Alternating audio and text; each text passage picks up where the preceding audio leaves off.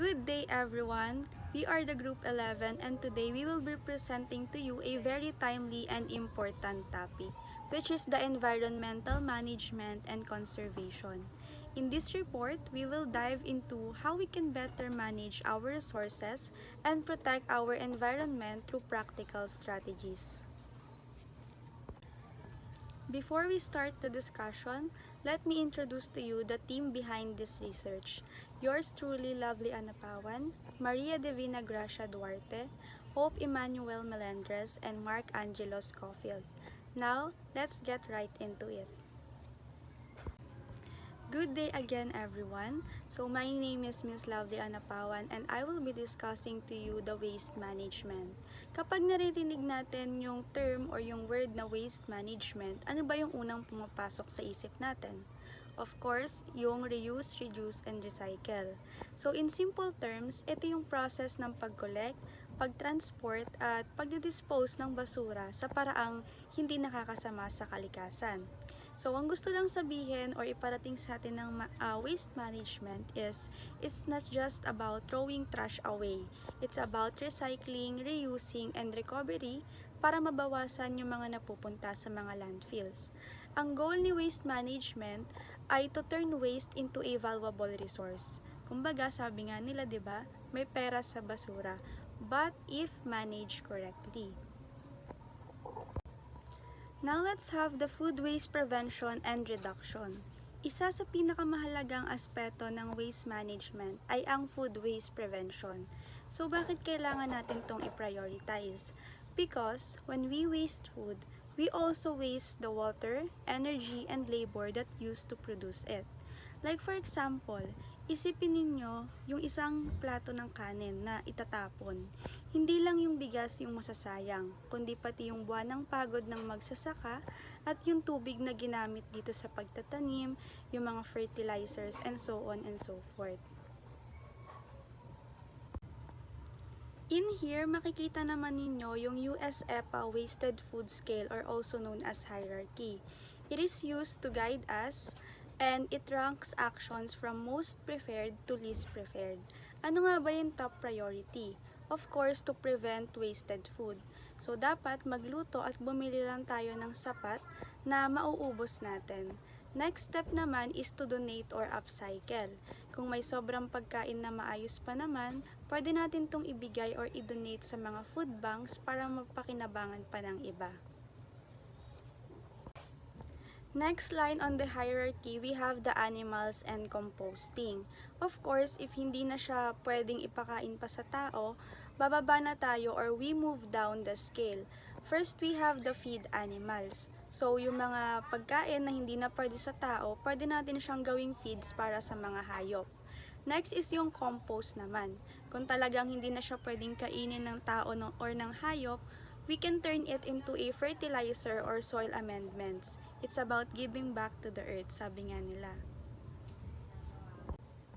Next line on the hierarchy, we have the avoid zone. Now, ito yung gusto nating iwasan, kaya nga avoid zone. Ito yung mga least preferred pathways. We have the landfill and incineration. Ito yung pinakahuling option. Bakit? Kasi ito yung nag-i-emit ng methane gas na masama sa ating atmosphere, of course. So, as much as possible, let's avoid sending waste down the drain or to landfills. Now, moving on to solid waste management. Para maging resource efficient tayo, of course, kailangan nating i-divert yung mga materials mula sa basurahan patungo sa circular economy. Meaning, imbes na kumuha ng bagong mga resources, gagamitin natin ulit yung mga luma na para i-recycle ito at makabuo ng panibagong artwork or yung mga mapapakinabangan pa natin. Now, let's have the non-organic recycling and EMS. So, how do we do this? Through mandatory source segregation. Kailangan malinaw yung labels ng mga basurahan. Meron tayong cardboard, plastics, glass, and a whole lot more. EMS, in here, we also use the Environmental Management System or yun nga yung tinatawag na EMS or the Plan, Do, Check, Act cycle para siguradong tuloy-tuloy yung improvement ng ating waste practices. So for the grease and oil disposal, now let's talk about something often neglected. We have the fogs and or fats, oils, and greases. So importanteng malaman na yung maling pagdidispose nito ay illegal at nakakasira sa public infrastructure. Ano ba yung mga risk nito?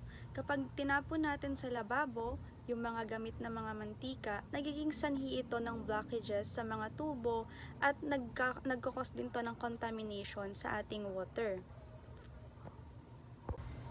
Now, ano nga ba yung required compliance para dito?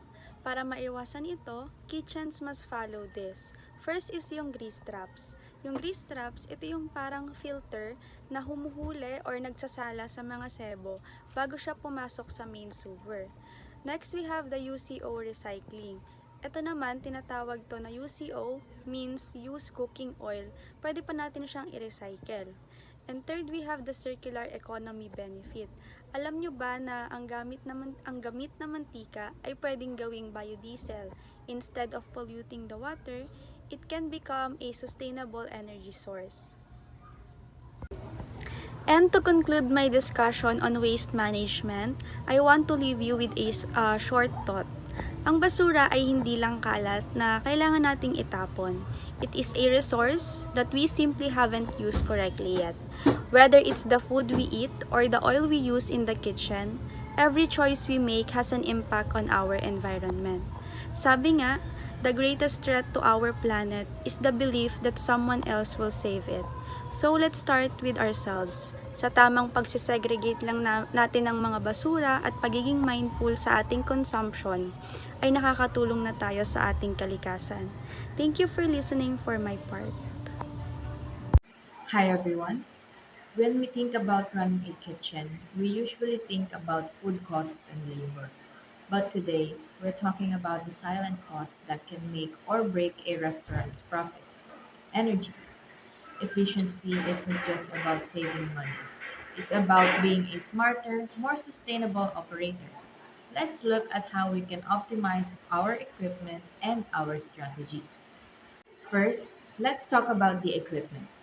We focus on three main areas. We have HVAC or the heating and cooling, and this often is the biggest energy drain. To optimize it, we ensure our exhaust hoods are only running when we're actually cooking.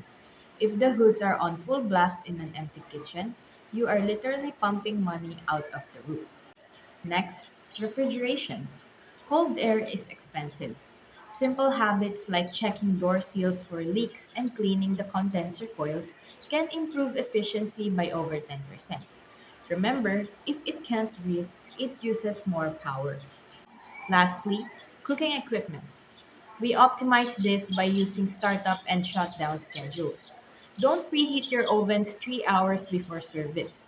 Use specialized high efficiency equipment like induction cooktops, which heat the pan directly, not the air around it.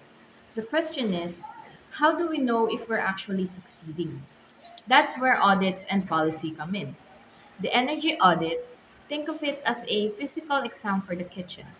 An audit identifies exactly where energy is being wasted, whether it's a leaky dishwasher or an oven that's losing heat. It gives us a data driven map of what to fix first. Next is the policy. An audit finds the problem, but policy fixes the behavior. A good energy policy sets clear rules for the staff, like lights out in the walk in or shut down fryers by 10 p.m. It turns energy saving from a one time event into a daily habit for the whole team. Good afternoon, guys. My name is Marcangelo, and let's talk about the water conservation or efficiency. So, what is conservation or efficiency? Water conservation is the practice of using water efficiently to reduce waste and preserve it for current and the future needs. And also, water conservation and efficiency is refers to carefully and responsible use of water and to reduce waste and ensure that enough clean water is available for present and the future needs. Also, the water conservation focuses on saving water by changing habits and practices, while the water efficiency emphasizes using technology and methods that accomplish tasks with less water. Conserving water is important because fresh water resources are limited and growing population pollution and climate change also are increasing water scarcity. Simple actions such as turning off of tap water when hindi natin ginagamit, and pag-aayos ng mga leaks sa tubo or collecting rainwater can significantly reduce water waste. And at a large scale of efficiency, irrigation system, water savings appliances, and improved industrial process help reduce water consumption without lowering productivity. Water efficient practices, we do have a shorter shower. Taking shorter shower, it helps to reduce water consumption. Mas kaunting oras ang pagliligo is mas maraming tubig ang matitipid. So next is full loads. Washing machine and dishwashing should be used only when with full loads. Ayun nga, yung sa washing machine, gagamitin lang natin siya when puno na or parang marami na, para hindi siya, kunyari isasalang mo ng konti is parang sayang naman yung water na magagamit mo. Mas practical kaysa sa paulit-ulit na paghuhugas lang, kaunti lang yun naman. Fixing leaks is prevent water from being wasted. Yun nga, kaya nga nasabi ko, kahit na maliit na tagas, malaking tubig ang naaksaya kapag hindi naman ito naayos or kung nahayaan lang. So let's go naman is turning off taps. When it not used, save water. Sa simpleng gawain lang ng pagpatay ng tubig or pagsarado ng mga gripo is parang malaking makakatipid ito para sa tubig or sa mga bills natin. And lastly, the landscaping. Water efficient landscaping use a plant that need less water. Makakatulong ito sa pagtitipid ng tubig, lalo na sa mga hardin or garden na ating inaalagaan. So, ang water efficient fixture is a low flow shower head and faucet. It reduces the amount of water used while still providing enough pressure. Ito naman is nakakatulong ito para makatipid ng tubig kahit naliligo o naghuhugas lang kamay. Dual flush toilets. It allows the user to choose how much water to pour per flush. Kunyari naman dito is yung ginamit mo lang is yung sa pag-ihi is pipindutin mo lang yung pinakamaliit para makonti lang yung consumption ng water na ibubuhos. Sensor active fixture, automatically turn off when it not used. Pinipigilan nito ang pag-aakse ng tubig. Dito naman is pumipigil nito ang pag-aakse ng tubig kapag nakalimutan patayin or kung ano mang nahayaan lang or kunyari nakalimutan lang. Water efficient appliances. Water efficient appliances use less water but still work effectively. Dito naman is nakakatipid ng tubig at kuryente sa araw-araw na gawain. So naman sa next slide is which is the reduce water in cooking, cleaning, and dishwashing. Scraping food from dishes instead pre-rinsing or use spacing the water dishes, hands from always run dishwasher and washing machine with full loads. We do have three categories, which is the cooking, cleaning, and dishwashing. For cooking naman is steam instead boil. Steaming food use less water than boiling. Mas nakakatipid ito sa tubig at mas healthy sa pagkain. Reuse cooking water. Reuse cooking water can be used from plants or cleaning. Sa halip na itapon mo yung mga tubig na ginamit mo, is pwede pa ito mapakinabangan tulad sa pagdidilig ng halaman, ganon. Use smaller pots. Using smaller pots reduce amount of water needed. Mas kaunting tubig ang kailangan kapag tama lang yung laki ng lutuan. Kunyari sa may pagsasaing ka, is sakto lang yung pagsasaingan mo, hindi siya sobrang laki para hindi masyadong maraming water ang makakonsume. And for cleaning naman is use a bucket. Using a bucket instead of running water save more water. Mas kontrolado mo yung paggamit ng tubig kapag kapag may timba or hindi siya naka-hose. Unlike sa hose na tuloy-tuloy yung tubig na parang pwede kang makagamit ng isang drum pag hindi mo na malayan naman. So scrape down trees. Scraping food first reduce the water can use. Hindi na kinakailangan pa ugasin ng gripo bago ugasan. Kasi pag in-scrape mo yung plate, tapos parang sasabunan mo na lang siya ganun, tapos banlaw. Parang mas lang siya, reduce sa water. And clean as you go. Cleaning while cooking is prevent hard to remove stain. Ayun nga, mas madali at mas kaunting tubig ang magagamit kapag kunyari yung stain na hindi na natuyo sa may table mo or ganun, kailangan malinis agad para hindi ka agad siya mahirapan or mag-consume ng maraming water. And lastly, the dishwashing. Only run full loads. Running dishwashing only when it's full save water. Mas efficient siya kapag puno, kasi parang only run full load. Mas efficient siya kasi mas kaysa madalas yung paunti-unti mo hugasan yung pinggan nang gamit yung dishwasher, parang mas malaking magka-consumption niya, kaya mas maganda puno yung dishwasher mo para isang hugasan lang at hindi siya masyadong aksayado sa tubig. Ayun nga, scrape dishes. Scraping before washing reduce water can use. Mas mabilis siya at mas kaunting tubig ang kailangan kapag nag-scrape ka lang. Use a dishwasher.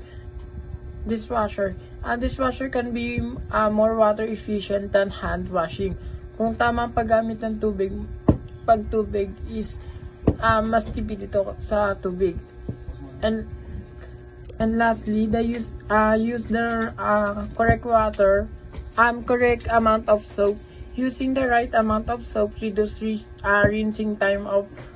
Ayun nga, kasi if mas mabula siya, parang kailangan mong banlawan siya ng paulit-ulit. Kaya kailangan lang is yung tamang amount lang ng sabon yung gagamitin mo. Para mas makaunting tubig yung magagamit at kapag hindi na sobra sa sabon. And that's all for my topic. Thank you. Good morning, my name is Maria Divina Duarte and I will be reporting the sustainability practices. So first of all, what is sustainability practices? Sustainability practices are actions that meet present needs without compromising the ability of future generations to meet their own needs, focusing on environmental, social, and economic well-being. So we have 3 examples for sustainability practices. Number 1, we have green building or facility design. Number 2, we have sustainability sourcing and purchasing. Number 3, we have implementing an environmental management system. So for green building or facility design focuses on creating structures that minimize environmental while maximizing energy sufficiency, resource conservation, and occupant well-being.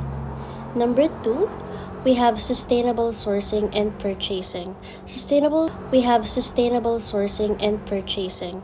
Sustainable sourcing and purchasing involves selecting products and materials that are environmentally responsible, ethically produced, and locally sourced whenever possible. So number three, we have implementing an environmental management system. An environmental management system, or what they call EMS, is a structured framework that helps organizations identify, monitor, and reduce their environmental impacts. It involves setting environmental goals, complying with environmental regulations, tracking resource usage such as energy and water, and continuously improving sustainability performance. So that's all for our report. Thank you for listening and have a good day.